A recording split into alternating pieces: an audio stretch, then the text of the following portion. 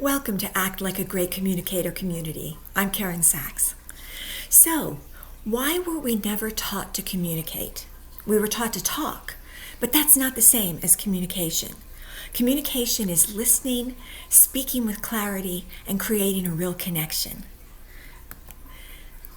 What we did learn in school was reading, writing, and arithmetic, but we were never taught listening with our whole body. We were never taught speaking with clarity. We were never taught conflict resolution. So most of us are winging it and not always doing a great job at it. Miscommunication is expensive. 86% of workplace failures are tied directly to poor communication. There's a 20 to 30% increase in team production when there is good communication within your team.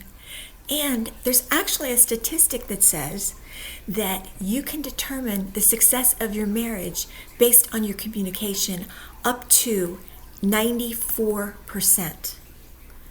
Now, we learned communication from a variety of sources. The most common one is our family.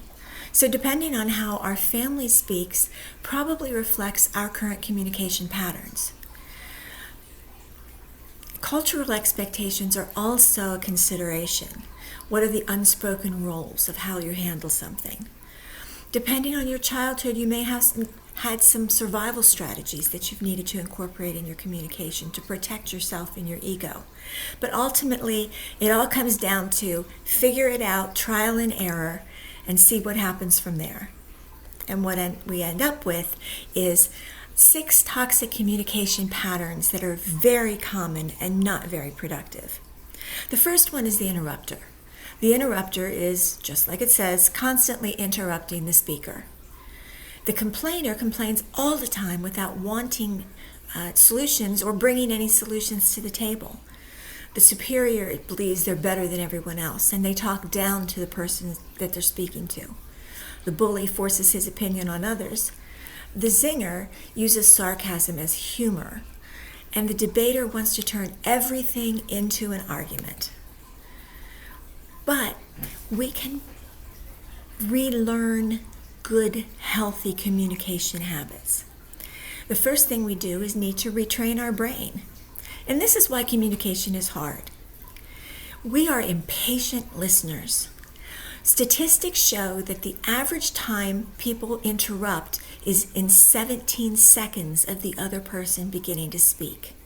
Now, that could be a yes, but you're still interrupting them. The other thing you need to consider is stress.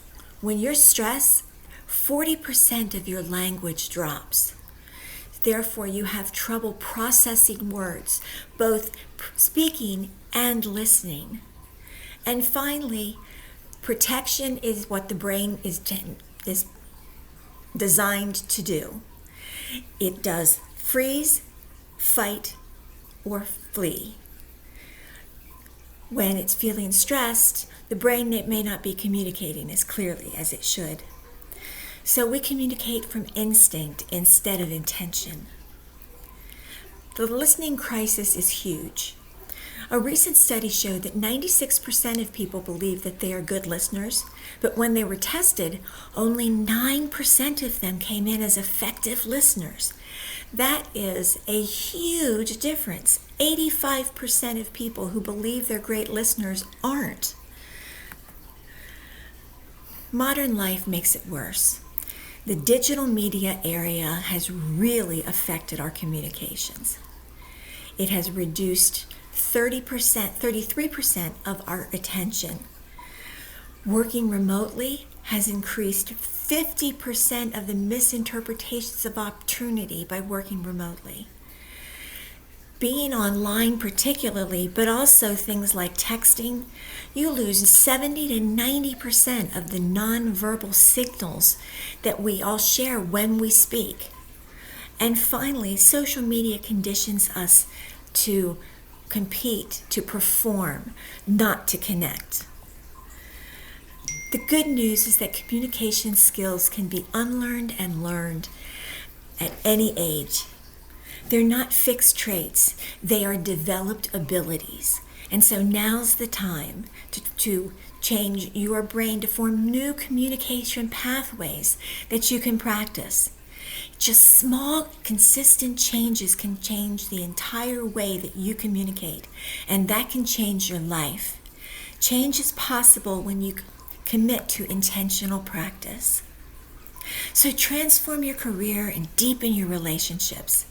We weren't taught how to communicate, but now's the time to learn those great communication patterns so that you too can succeed in your life with great communication skills.